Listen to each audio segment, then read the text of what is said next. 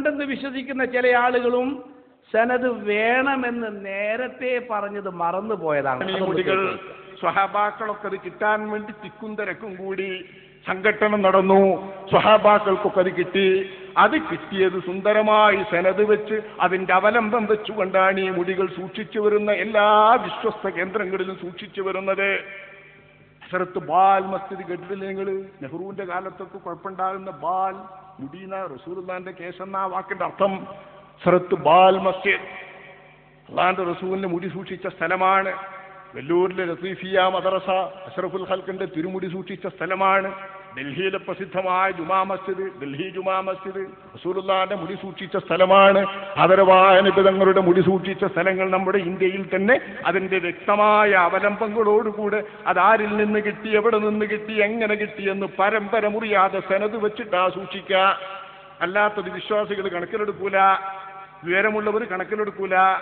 അള്ളാന്റെ റസൂലിന്റെ തിരുശേഷിപ്പുകൾ എന്ത് ശേഷിപ്പുകളുണ്ടെങ്കിലും ആ കിട്ടി, എവിടെ നിന്ന് കിട്ടി എന്ന് വ്യക്തമാക്കണമെന്ന് അദ്ദേഹം പറയുന്നു. ഓഡിയോ ആണത്.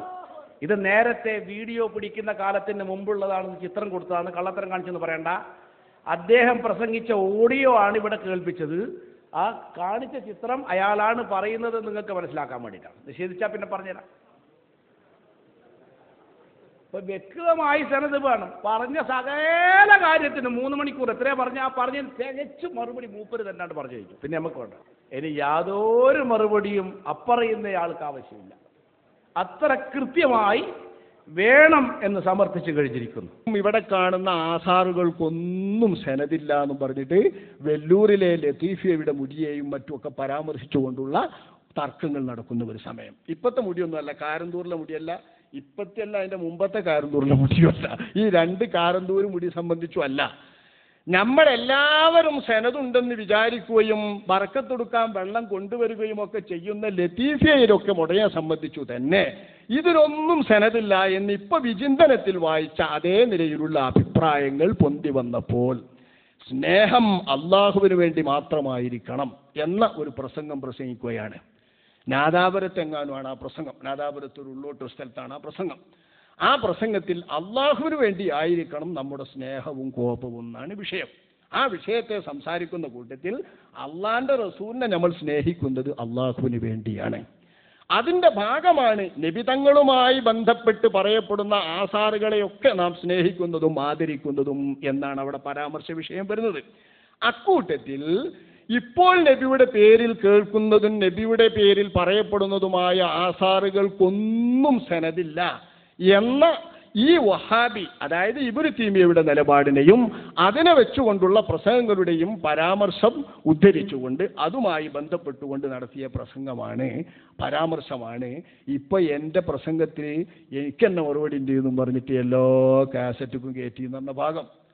അതിവിടെ ഒളിച്ചു വെച്ചൊന്നുമല്ല, ഇവിടെ വിതരണം ചെയ്തിരുന്ന കാസറ്റുകളല്ലേ. അതിലെന്താ പറയുന്നത്?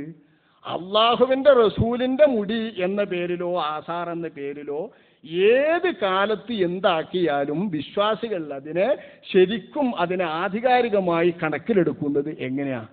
അത് സനത് നോക്കിയിട്ടും പരമ്പരാഗതമായി വെച്ചിട്ടുമാണ് കണ്ണി മുറിയാതെ എന്നാ പറയുന്നത്. അതനുസരിച്ചാ സൂക്ഷിച്ചു വരുന്നത് എല്ലായിടത്തും. ലത്തീഫിയയിലും കാശ്മീരിലും ഒക്കെ അവിടെ പരാമർശമുണ്ട്. അങ്ങനെയുള്ള മുടികളൊക്കെ നിങ്ങൾ പറയുന്നത് പോലെ ആധികാരികമായോ അല്ലെങ്കിൽ സനത് നോക്കാതെയോ ഞങ്ങൾ വലിഞ്ഞു കയറി കൊണ്ടുവരുന്ന മുടിയൊക്കെ എടുക്കുന്നതല്ല എന്ന് വഹാബികളോട് പറയുന്ന ഒരു ഭാഗം. ആ ഭാഗമാണ് അടർത്തിയെടുത്തിട്ട് ഈ മുടിയായിട്ട് ബന്ധപ്പെടുത്തിയിട്ട് ഇപ്പോൾ പറയുന്നത്. കണ്ടോ, കണക്കിലെടുക്കണമെങ്കിൽ ഇങ്ങനെ വേണം, മറ്റേ ആക്കണമെങ്കിൽ ആക്കണം എന്ന് പറഞ്ഞിട്ട്. കോഴിക്കോട് പ്രസംഗത്തിലും പറഞ്ഞിരുന്നു, ആധികാരികമായിട്ട് എനിക്ക് ബോധ്യപ്പെടണമെങ്കിൽ അത് സനത് വേണം എന്നൊരാൾക്ക് പറയാം. അതിന് ഞാൻ തന്നെ ഇബാറത്ത് വായിച്ചത് ബി സനദിൻ സാബിത്തിൻ എന്ന് ഹാഫിദുൽ ദഹബി പറഞ്ഞ വാക്ക്. സ്ഥിരപ്പെട്ട സനത് കൊണ്ട് കിട്ടിയെങ്കിൽ എന്ന് പറഞ്ഞത് സനതോടുകൂടെ കിട്ടിയെങ്കിൽ എന്ന് കണ്ടോ ചിന്തിക്കുന്നത്? കാരണം അത് ബേക്ക് നോക്കിയിട്ടാണ്. ദുന്യാവിലുള്ള എന്തിനേക്കാളും എനിക്കിഷ്ടം എന്ന് മഹാൻ പറയണമെങ്കിൽ അങ്ങനെ ആധികാരികമായൊരു തിരുമുടി കിട്ടണം. അതിന് സനദും സാബിത്ത് എന്ന് അവർ പറയാണ്. അങ്ങനെ നമുക്കിപ്പോഴും പറയാം എന്നാണ് കോഴിക്കോട് പ്രസംഗത്തിൽ പറഞ്ഞത്. ഒരാൾക്ക് ബർക്കത്തെടുക്കണം എന്നുണ്ടെങ്കിൽ അതിനൊക്കെ സെനത് വേണമെന്നോ സെനത് ആധികാരികമാകണമെന്നോ അത് പ്രബലമാകണമെന്നോ ഒന്നും നോക്കേണ്ടതില്ല എന്ന ഭാഗമാണ് പറഞ്ഞു വന്നിരുന്നത്. സെനതുള്ളതാണ് മുസ്ലിമീങ്ങൾ ഈ സൂക്ഷിച്ചു വരുന്നതൊക്കെ. നിങ്ങൾ ധരിക്കുന്നത് പോലെയല്ല. മുസ്ലിമീങ്ങൾ ആധികാരികമായി അങ്ങനെയാണ് വെച്ചു പോരുന്നത് എന്നാണ് സംസാരിച്ചത്. അതിപ്പോഴും അത് തന്നെയാണ് പറയാൻ. പക്ഷേ ഏതെങ്കിലും സാധുക്കൾക്ക് ബർക്കത്തെടുക്കാനോ പിടിച്ചാനോ, ഇനി സാധു അല്ല മുതലാളി തന്നെ ബർക്കത്തെടുക്കുന്നത് ഏതെങ്കിലും സെനതില്ലാത്തതാണെങ്കിൽ അതുകൊണ്ട് കുറ്റമൊന്നും കിട്ടൂല. ബർക്കത്തെടുക്കാൻ സെനത് വേണമെന്നൊന്നുമില്ല എന്നാ സംസാരിച്ചത്. അത് സുന്നികൾ ഈ വിഷയത്തിലേക്ക് വന്നപ്പോഴാണ്. മറ്റൊരു വിഷയം ആധികാരികമല്ല സുന്നികൾ ആദരിക്കുന്ന സൂക്ഷിക്കപ്പെട്ട കാശ്മീരിലെയും ലത്തീഫിയയിലെയും മുടി എന്നൊക്കെ നുണ പറയുമ്പോൾ അതിനെ ഖണ്ഡിക്കുന്ന ആധികാരികതയുടെ വിഷയമായിരുന്നു അവിടെ സംസാരിച്ചത്. അത് രണ്ടും തമ്മിൽ വ്യത്യാസമല്ല. രണ്ടും ഒന്നിന് എപ്പോഴും ആ നിലപാട് തന്നെ ഉള്ളത് രണ്ടിലും.